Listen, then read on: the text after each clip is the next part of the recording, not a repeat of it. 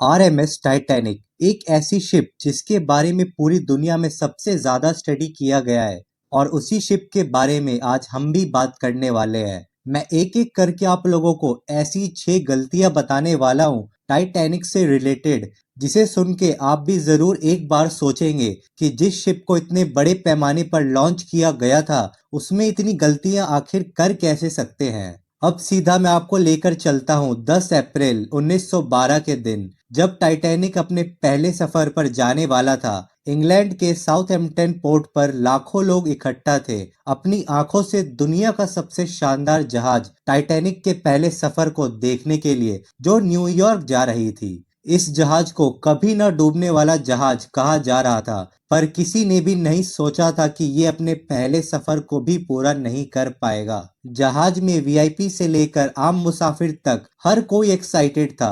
Titanic को operate करने वाली कंपनी व्हाइट स्टार लाइन ने दुनिया भर में टाइटैनिक की मार्केटिंग द अनसिंकेबल टाइटैनिक से करी थी। इस मार्केटिंग की वजह से इकोनॉमी से लेके वीआईपी तक सारी सीट्स फुल थी।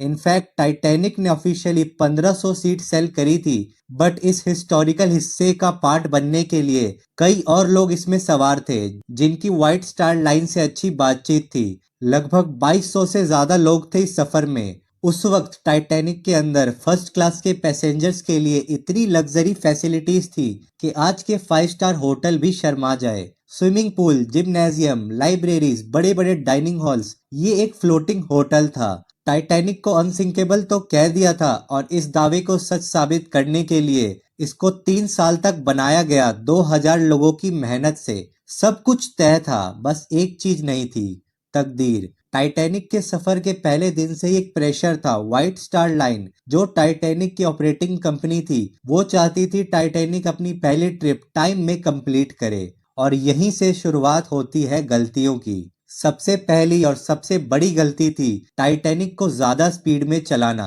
कैप्टन एडवर्ड स्मिथ पर प्रेशर था कि टाइटैनिक को 17 अप्रैल तक न्यूयॉर्क पहुंचा दिया जाए। इस वजह से जब टाइटैनिक ने नॉर्थ अटलांटिक के डेंजरस आइस एरिया जोन में एंटर किया, फिर भी टाइटैनिक लगभग 22 नॉट्स यानी 41 किलोमीटर पर आवर की स्पीड से चल रहा था। रात के 11:40 बज रहे थे, तभी क्रू ने एक बड़ा सा आइसबर्ग देखा। इमरजेंसी अलार्म बजाया गया और ब्रिज ऑफिसर्स ने तुरंत शिप को लेफ्ट घुमाया और इंजन रिवर्स करने की कोशिश करी, मगर स्पीड इतनी तेज थी कि शिप हेड से टकराने के बजाय साइड से आइसबर्ग में हिट कर गई। अब ये गलती क्यों इतनी खतरनाक थी? क्योंकि आइसबर्ग के ऊपर का हिस्सा चाहे स्नो जैसा लगे, लेकिन पानी के नीचे होता है ब्लू आइस, जो पत्थर जैसा हार्ड होता है। टाइटैनिक अगर इस आइस जोन एरिया में अपनी स्पीड मेंटेन करके चलता तो शायद उस आइसबर्ग से टकराने से बच सकता था।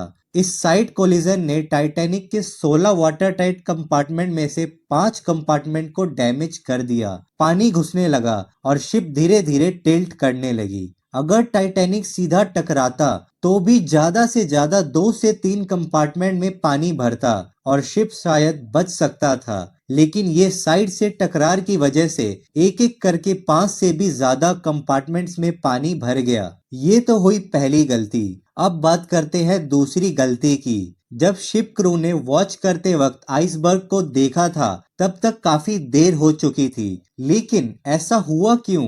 क्रू आइसबर्ग को दूरी से देख लेता तो शायद ये हादसा कभी होता ही नहीं। असल में जो क्रू उस रात वॉच पर था, वो बिना किसी बाइनोकुलर्स के अपनी ड्यूटी को कर रहा था, जिस वजह से जब आइसबर्ग काफी पास आ गया तब उन्हें दिखा। ऐसा नहीं था कि टाइटैनिक में बाइनोकुलर्स मौजूद नहीं थे, बाइनोकुलर्स तो थे, मगर वो जिस ड्रॉर में रखे थे उसकी चाबी टाइटैनिक पर थी ही नहीं। सोच कर देखो, अगर ये हादसा कभी हुआ ही ना होता तो ऐसी गलतियों को सीरियस कोई भी नहीं लेता। अब अगली गलती पर चलते हैं। लोअर डेक कंपार्टमेंट्स में वाटर पंप लगे हुए थे और यूजुअली शिप में पानी भरना भी वहीं से स्टार्ट होता है, और टाइटैनिक में भी कुछ ऐसा ही हुआ। कोलिजन होते ही पानी भरना स्टार्ट हो गया और क्रू ने भी तुरंत पंप चालू कर दिया, जिनका काम था अंदर भर रहे पानी को बाहर फेंकना। टाइटैनिक के अंदर जो पावरफुल स्टीम पंप थे, वो 1700 टन पानी हर घंटे निकाल सकते थे। मगर जो पानी बाहर से भर रहा था वो 24,000 टन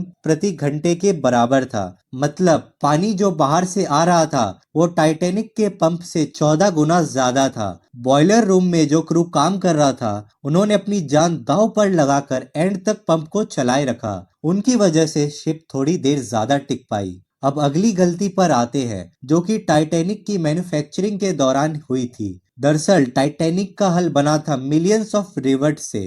रिवर्ट्स जो कि छोटी छोटी लोहे की पिंस होती है जो शिप के आउटर प्लेट्स को जोड़ती है। लेकिन प्रॉब्लम ये थी कि कई जगह low quality wrought iron reverts लगाए गए थे टाइटैनिक में, जिसमें सल्फर और स्लैग जैसी इम्प्योरिटी ज्यादा थी, जिस वजह से ठंडे पानी में ये रिवर्ट्स ब्रिटल हो गए थे। आइसबर्ग से टकराते ही रिवर्ट्स क्रैक कर गए और स्टील प्लेट्स अलग हो गईं और पानी तेजी से अंदर घुसने लगा। बाद में रिसर्चर्स ने रिक्रिएट करके दिखाया कि कैसे ये रिवर्ट्स रूम टेम्परेचर पे तो स्ट्रॉन्ग थे लेकिन फ्रीजिंग में ग्लास की तरह टूट गए। वो आखिर के 2 घंटे जब टाइटैनिक डूबना शुरू हो गया था तब हर कोई अपनी जान बचाने में लगा था। शिप क्रू ने सबको लाइफ बोट्स में बिठाना शुरू कर दिया, मगर बात यह है कि टाइटैनिक में सिर्फ 20 लाइफ बोट्स ही थीं, जिनकी टोटल कैपेसिटी 1100 लोगों की थी। एक तो शिप में 2200 से ज्यादा लोग थे, मगर लाइफ बोट सिर्फ 50% कैपेसिटी के साथ ही थी। और उसमें भी सबसे बड़ी गलती हुई मैनेजमेंट की। कई लाइफ बोट्स में उसकी कैपेसिटी से कम लोगों को बिठा के भी उतार दिया गया, क्योंकि टोटल कैपेसिटी थी 1100 लोगों की और उस रात सिर्फ 705 लोग ही लाइफ बोट्स में बैठ पाए और बाकी के 1500 लोगों की हादसे में जान चली गई। इस ट्रेजेडी के बाद लॉज बदले हैं। अब हर पैसेंजर्स के लिए लाइफ बोट कंपलसरी है।